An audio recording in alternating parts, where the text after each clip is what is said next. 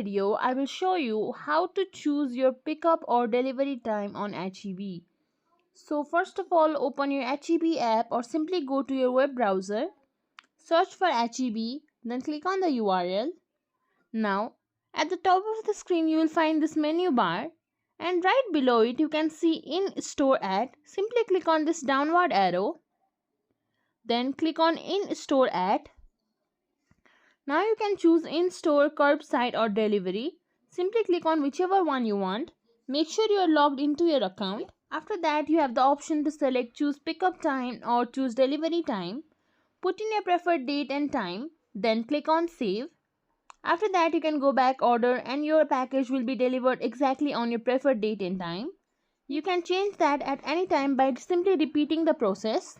And that's it. That's how you can choose your pickup or delivery time on HEB. If you think this video was helpful, please like, share, subscribe to our channel and leave us a comment down below. Thank you for watching.